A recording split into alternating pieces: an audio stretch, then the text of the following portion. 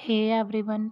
आज मैं एक्सप्लेन करने वाली हूँ फॉरएवर यू सीरीज के सीजन 2 के एपिसोड 1 को। अगर आपको ये वीडियो पसंद आए तो हाइप का बटन जरूर प्रेस करिएगा और लाइक और सब्सक्राइब भी कीजिएगा। कहानी की शुरुआत में हम ड्रामे के मेन लीड टाइफून को देखते हैं जो कैमरा से सी की पिक क्लिक कर रहा था, जहां वो कहता है, मेरे लिए सी तो हमेशा से ही एक जैसी लगती है, लेकिन स्काई वो हर दिन बदलती रहती है और फिर भी सुंदर लगती है। इसके बाद वो रात को एक प्लेस पर आता है और उस प्लेस की पिक क्लिक करके हमें बताता है कि जब मैं छोटा था और कोई चीज मुझे अपसेट करती थी तो मैं हमेशा इसी प्लेस पर छुपने आता था क्योंकि ये हमारा सीक्रेट बेस था। और अब हमें उसके बचपन का इंसिडेंट भी दिखाया जाता है जहां बाहर बिजली कड़क रही थी और तोनफा उसे ढूंढते हुए उसी सीक्रेट बेस पर आया था। फून हमें बताता है कि मैं हमेशा से यही चाहता था कि तोनफा ही मुझे ढूंढते हुए आए और वो हमेशा मुझे ढूंढते हुए आ जाते थे। तोनफा फून को उसके घर तक ले आता है तो फून की बड़ी बहन तोरफन फून से कहती है, चिंता मत करो, मैं मॉम डैड को नहीं बताऊंगी कि तुम बाहर खेलने गए थे। वो फा को फून को घर लाने के लिए थैंक्स बोलती है। प्रेजेंट में फोन इन सब बातों को ही याद कर रहा था और अब हमें पास्ट का एक और सीन दिखाया जाता है जहां फा अपने पेरेंट्स के साथ कहीं और शिफ्ट हो रहा था। तो तोरफन उससे कहती है, मुझे लगा हम एक साथ हाई स्कूल जाएंगे, अब मुझे और फोन को ट्यूटर कौन करेगा, तुम तो जा रहे हो। ये सुनकर फा बोलता है, तुम दोनों ऑलरेडी अच्छे स्टूडेंट्स हो। तो तोरफन कहती है, ठीक है, मैं अच्छे से पढ़ाई करके मेडिकल स्कूल अटेंड करूंगी ताकि तुम्हारे जैसे डॉक्टर बनूं। जिस पर फा कहता है, हम साथ में डॉक्टर बनेंगे। और वो फोन के क्लोज आकर उससे बोलता है, हम काफी समय तक नहीं मिल पाएंगे पर मैं तुम्हें नहीं भूलूंगा। और इसके बाद वो तीनों साथ में फोटोज क्लिक करवाते हैं जो फा के साथ उनकी लास्ट फोटोज थी। और इसके बाद प्रेजेंट में हमें पता चलता है कि तोरफन की डेथ हो चुकी है और फोन उसकी सिमेट्री पर उसे गुड बाय कहने आया है जहां उसे अंकल कॉन्ग की कॉल आती है। वो फोन से पूछते हैं, तुम इतनी जल्दी क्यों जा रहे हो और तुमने मुझे बताया क्यों नहीं, मैं तुम्हें एयरपोर्ट तक ड्रॉप कर देता। तो बेसिकली फोन का शियांग माई की एक यूनिवर्सिटी में सिलेक्शन हो गया है और अब वो अपनी यूनिवर्सिटी के पास के डॉम में रहने के लिए जा रहा है। अंकल कॉन्ग की बात सुनकर फोन उन्हें बताता है कि मैं लास्ट बार तोरफन से मिलने आया था और मैं आपको परेशान नहीं करना चाहता था, आपको मेरे डैड के भी काम करने हैं। बेसिकली अंकल कॉन्ग फोन के डैड के लिए काम करते हैं। ये सुनकर अंकल कॉन्ग कहते हैं, तुम अकेले जा रहे हो तो मुझे चिंता कैसे नहीं होगी, अगर तुम्हें कुछ भी चाहिए हो तो मुझे बता देना। कॉल कट करने के बाद फोन तोरफन से कहता है, मैं फा से मिलने जा रहा हूँ, जिस यूनिवर्सिटी में फोन का सिलेक्शन हुआ है वहाँ फा भी पढ़ता है। अगले सीन में फोन अपना सारा सामान लेकर शियांग माई पहुंच जाता है और इसके बाद वो टेबल पर उसी फोटो को रखता है जो उसने तोनफा और तोरफन के साथ क्लिक करवाई थी। वो नोटबुक निकालकर तोरफन को लेटर लिखता है जहां वो लिखता है, मैं शियांग माई पहुंच गया हूं लेकिन मुझे तुम्हारे लिए गिल्टी फील होता है, मैं सिर्फ तुम्हारे लिए डॉक्टर बनना चाहता था लेकिन एंट्रेंस एग्जाम में फेल हो गया, पर अगले साल मैं पक्का पास हो जाऊंगा। मौसम अच्छा है इसलिए सोच रहा हूँ कि कुछ फोटोज क्लिक करने बाहर जाऊं, मुझे गुड लक कहना ताकि मैं रास्ता न भटकूं। और इसके बाद हम उसे कैमरा के साथ देखते हैं जहां वो खो गया था, पर वो एक कार वाले को रोककर उससे पूछता है, मैं यूनिवर्सिटी कैसे जाऊंगा। तो कार वाला पर्सन कहता है, वो रास्ता तो पूरा अपोजिट होकर जाता है और मैं थापे वॉकिंग स्ट्रीट किसी को पिक करने जा रहा हूँ। ये सुनकर फोन उस कार में बैठ जाता है और अगले सीन में हम उसे वॉकिंग स्ट्रीट पर देखते हैं जहां वो बहुत सारी फोटोज क्लिक करता है। फोटोज क्लिक करते करते उसके कैमरा में एक बहुत ही हैंडसम सा फेस कैप्चर होता है जो और कोई नहीं तोनफा का था। वो भी वॉकिंग स्ट्रीट घूमने आया था। फोन फा से कुछ कहता उससे पहले ही एक पर्सन गलती से फोन को पुश करता है और वो सीधे फा से टकरा जाता है। फा फोन को देखकर बहुत ही खुश था लेकिन फोन सोचता है, क्या मैं फा को अब भी याद हूँ। वो दोनों पूरे 4 साल बाद आज मिले थे और फा के मन में बहुत क्यूरियोसिटी थी। वो फोन से पूछता है, तुम कैसे हो और अकेले यहाँ क्या कर रहे हो। तभी तोनफा का कॉलेज फ्रेंड उसे देखकर उससे बात करने लगता है और फोन फा से दूर हो जाता है, जहाँ वो पास्ट के एक सीन को भी याद करता है जिसमें एक कैट को बारिश में बचाने के चक्कर में फोन रास्ता भटक गया था और तोनफा अम्ब्रेला लेकर बारिश में ही उसे ढूंढते हुए उसके पास आया था। सो यहाँ पर बताया गया है कि फोन रास्ता बहुत इजीली भटक जाता है और फा फोन को हमेशा ढूंढते हुए आ जाता है। वो फोन से कहता है, एक बात हमेशा याद रखना, अगर कभी तुम खो जाओ तो वहीं पर बैठ जाना, मैं तुम्हें ढूंढते हुए खुद तुम्हारे पास आ जाऊंगा। प्रेजेंट में इसी बात को याद करते हुए भीड़ में फोन फा से अलग हो गया था, लेकिन फा उसे ढूंढते हुए उस तक पहुंच जाता है। इसके बाद हम उन दोनों को साथ में देखते हैं। फा को फोन से पता चल गया था कि वो इतनी दूर स्टडी करने आया है, लेकिन अभी सेमेस्टर शुरू होने में पूरे 2 महीने बाकी हैं। ये सुनकर फोन कहता है, इसलिए मैं यहाँ एडजस्ट होना चाहता हूँ। जिस पर फा पूछता है, तुमने इतनी दूर आकर स्टडी करने का डिसाइड क्यों किया, वो भी अकेले, और तुम कौन सी फैकल्टी में स्टडी करोगे? तो फोन बोलता है, मैं बस ट्राई करना चाहता था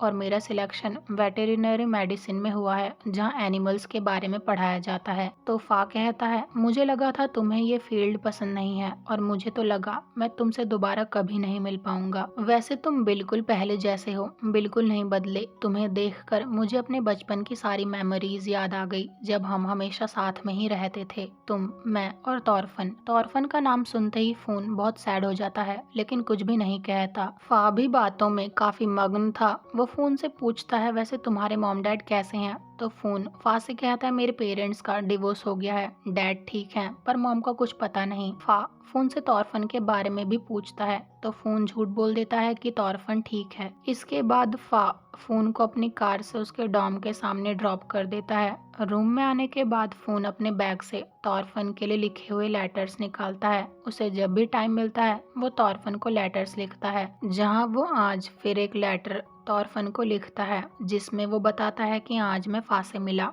मैं तो उन्हें देखकर शॉक हो गया था। मुझे नहीं पता था कि मुझे क्या करना चाहिए था। मैं उन्हें बहुत कुछ बताना चाहता था, लेकिन कुछ भी नहीं बोल पाया। वो मुझे देखकर बहुत ज्यादा खुश थे और उन्होंने तुम्हारे बारे में भी पूछा, लेकिन मैंने उनसे झूठ बोल दिया कि तुम अपनी लाइफ में ठीक हो। वो तोरफन की फोटो की तरफ देखकर आगे लिखता है, सॉरी, मैंने उनसे झूठ बोला। मुझे डर था कि कहीं जब उन्हें सच्चाई का पता चलेगा तो वो मुझसे बहुत ज्यादा डिसअपॉइंट हो जाएंगे। वो भी मॉम और डैड की तरह गुस्सा करेंगे। अब तुम यहाँ नहीं हो और अगर फा भी मुझसे गुस्सा हो गए तो मेरे पास कोई अपना नहीं बचेगा। तभी उसके डोर पर कोई आता है। वो डोर ओपन करता है तो तोनफा रूम में एंटर करके फोन से कहता है, तुमने मुझसे झूठ बोला, तुम तोरफन के बारे में सब कुछ जानते थे, फिर भी तुमने ऐसा किया। और क्या क्या है जिस बारे में मैं नहीं जानता हूँ। मैं तुमसे बहुत ज्यादा डिसअपॉइंट हूँ। तुमने हर किसी को हर्ट किया, यहाँ तक कि तोरफन को भी। क्या तुम्हें पता है ये सब तुम्हारी गलती है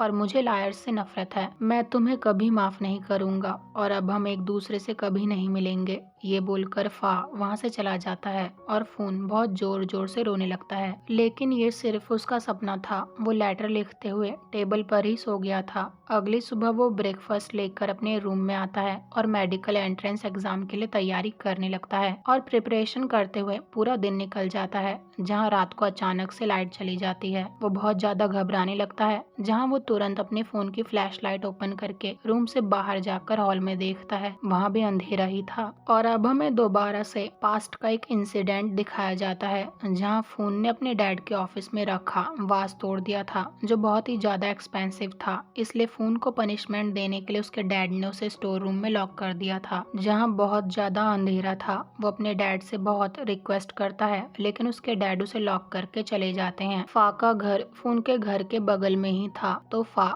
फोन का हाथ पकड़कर डोर के बाहर ही बैठ जाता है। इस इंसिडेंट की वजह से ही फोन को अंधेरे से बहुत ज्यादा डर लगता है। उसके मोबाइल की बैटरी भी लो हो गई थी, तो वो रोते हुए फा को कॉल करके सब कुछ बता देता है। उसकी बातें सुनकर फा कहता है, क्या तुम्हें अब भी अंधेरे से डर लगता है? मुझे अपना रूम नंबर बताओ और जब तक मैं वहाँ नहीं पहुँच जाता मुझसे फोन पर ही बात करते रहो। थोड़ी देर बाद फा उसके डॉर्म पहुँच जाता है, जहाँ वो फोन से कहता है, मुझे सिक्योरिटी गार्ड से पता चला कि यहाँ कल सुबह तक लाइट नहीं आएगी, क्यों ना आज रात तुम मेरे यहाँ चलो। फा के बोलने पर फोन उसके साथ बाहर आ जाता है। वो फा के हाथ को पकड़ने की कोशिश करता है, पर ऐसा नहीं कर पाता। अगले सीन में फा फोन को अपने घर ले आता है, जहां वो फोन को अपने बेडरूम में सोने के लिए बोलकर उसे कपड़े देकर काउच पर सोने चला जाता है। फोन कहता है, मैं आपको परेशान नहीं करना चाहता, लेकिन फा कहता है, बेड ज्यादा कंफर्टेबल है। ये सुनकर फोन बोलता है, हम दोनों एक रूम में सो सकते हैं, लेकिन फा बोलता है, तुम अकेले बेडरूम में सोओगे तो अच्छा रहेगा। रात को फा स्टडीज कर रहा था तो वो अपने बेडरूम में बुक लेने आता है,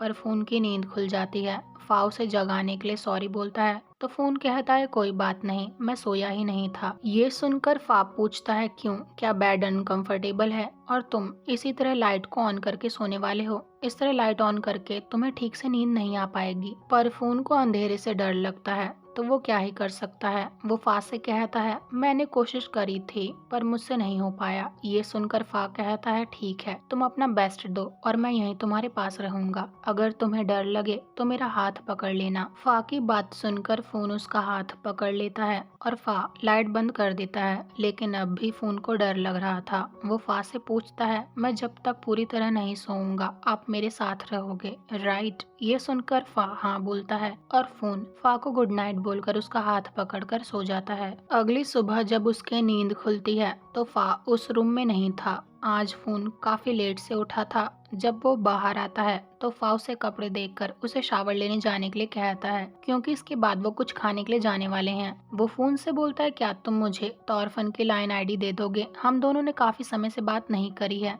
मैं जानना चाहता हूँ कि वो कैसी है। ये सुनकर फोन कहता है, ठीक है, और शावर लेने चला जाता है। लेकिन रेस्टोरेंट में खाना खाते वक्त वो बहुत ही ज्यादा परेशान था। वो बहुत कम खाना खा रहा था। फा सब कुछ नोटिस कर रहा था। वो फोन से कहता है, तो तौरफन घर के पास की यूनिवर्सिटी में ही मेडिसिन की पढ़ाई कर रही है, राइट? फोन हाँ बोलता है तो फा कहता है, ये बहुत सरप्राइजिंग वाली बात है कि उसने तुम्हें यहाँ अकेले आने दिया। ये सुनकर फोन कहता है, क्योंकि मैंने जिद करी इसलिए उसने मुझे आने दिया। लेकिन फा बोलता है, जब मैं वहाँ नहीं था तो क्या कुछ हुआ था? क्या तुम दोनों के बीच फाइट हुई है? जिस पर फोन कहता है, ऐसा कुछ नहीं हुआ है। वो भी अब सोचती है कि मैं बड़ा हो गया हूँ इसलिए उसने मुझे यहाँ आने दिया। और क्या आपके मॉम डैड की मेरे डैड से बात नहीं होती है? ये सुनकर फा कहता है, तुम्हारे डैड के बारे में मेरे पेरेंट्स शायद ही बात करते हैं। तुम्हारे डैड तो हमारी लाइफ से गायब से हो गए, तभी मुझे लगा कि मैं तुम दोनों से कभी नहीं मिल पाऊंगा। जिस पर फोन कहता है, इसका मतलब अगर हम यहाँ नहीं मिलते तो शायद हम एक दूसरे से कभी नहीं मिल पाते।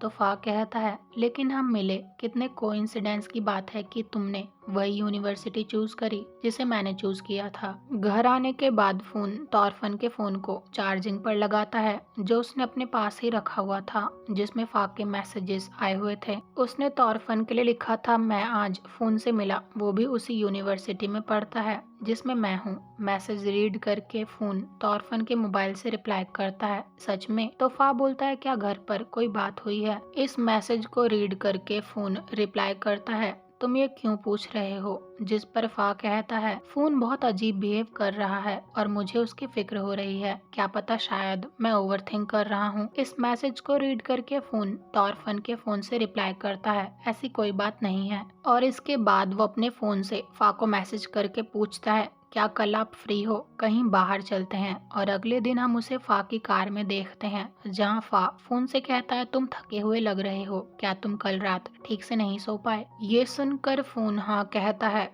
तो फा पूछता है, जिस दिन तुम मेरे घर पर रुके थे क्या तुम उस दिन अच्छे से सो पाए थे? फोन हाँ कहता है तो फा बोलता है, अगर तुम ठीक से नहीं सो पा रहे तो मेरे घर आ सकते हो। और तुम्हें कब से ये प्रॉब्लम आ रही है? क्या तुमने किसी डॉक्टर को दिखाया या फिर किसी से बात करी जिससे तुम्हारी जैसा इशू हो? ये सुनकर फोन कहता है, मुझे ये प्रॉब्लम बहुत टाइम से है, मैंने डॉक्टर को दिखाया पर कोई चेंजेस नहीं आए और मैं ऐसे किसी पर्सन को नहीं जानता जिसे मेरी तरह इशू हो। ये सुनकर फा बोलता है, ठीक है, तो मैं तुम्हें किसी के पास ले चलता हूँ। और वैसे तुमने कुछ खाया? फोन हाँ बोल देता है तो फा कहता है, मुझसे झूठ मत बोलो। और इसके बाद वो उसे एक रेस्टोरेंट लेकर आता है जहाँ फोन बहुत कम खाना खाता है। ये देखकर फा फोन से कहता है, पहले तुम्हें अपना पूरा मील खत्म करना होगा, तभी मैं तुम्हें कहीं लेकर जाऊंगा। वैसे तो फोन ये नहीं करना चाहता था, लेकिन अब फा ने बोला है तो उसे खाना पड़ेगा। अगले सीन में वो दोनों एक टेम्पल विजिट करने आते हैं जो बहुत ही ज्यादा ब्यूटीफुल था। पहले वो बुद्धा के दर्शन करते हैं और उसके बाद फोन फोटोज क्लिक करने लगता है, जहाँ वो स्काई की फोटोज क्लिक कर रहा था।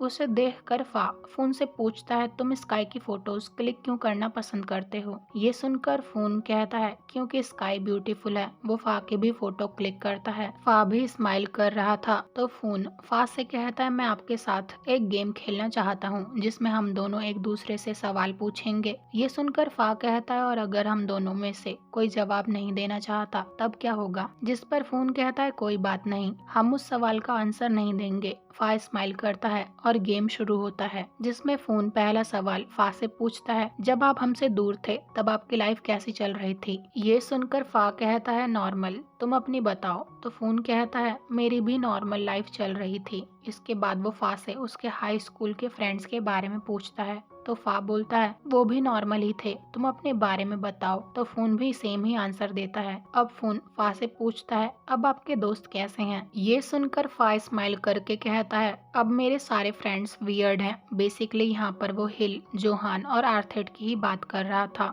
लेकिन मुझे उनके साथ रहना अच्छा लगता है। और वैसे सही थोंग कैसा है? यहाँ पर फा ने उस कैट की बात करी थी जिसे पास्ट में फोन ने बारिश में बचाया था। वैसे तो फोन उस कैट को अपने पास रखना चाहता था क्योंकि वो कैट लोनली थी, लेकिन फा ने बोला था तुम्हारे डैड अलाउ नहीं करेंगे। ये सुनकर फोन सैड हो गया था, तो फा उस कैट को अपने पास रखने के लिए मान जाता है ताकि फोन फा के घर आकर कैट के साथ खेल सके। और फोन ने ही उस कैट को श्री थोंग नाम दिया था। प्रेजेंट में वो फा से कहता है, मैं जानता हूँ कि आपने उस कैट की टेक केयर बहुत अच्छे से करी थी, लेकिन जब वो मेरे पास आई वो आगे कुछ बोलता कि तभी फा कहता है, मैं जानता हूँ कि तुमने भी उस कैट की टेक केयर अच्छे से करी होगी, इसलिए अब उस बात की चिंता मत करो। सो बेसिकली फोन के आंसर से फा को पता चल गया है कि श्री थोंग की डेथ हो चुकी है। इसके बाद फोन फा से कहता है, क्या मैं आपसे पर्सनल सवाल पूछ सकता हूँ? क्या इस टाइम आप किसी को डेट कर रहे हो? ये सुनकर फा ना बोलता है तो फोन काफी खुश होता है। फा बोलता है, मुझे लव बहुत कॉम्प्लिकेट लगता है। मैंने हाई स्कूल में एक पर्सन को डेट किया था, लेकिन मैं लव को हैंडल नहीं कर पाया, इसलिए हमने ब्रेकअप कर लिया और उसके बाद से मैं लव की तलाश में नहीं हूँ। उस पर्सन ने मुझसे ये तक कहा था कि मैं उसका स्काई हूँ। सो बेसिकली फा का थाई में मतलब होता है स्काई, और मैं वो नहीं बनना चाहता क्योंकि जब बारिश होती है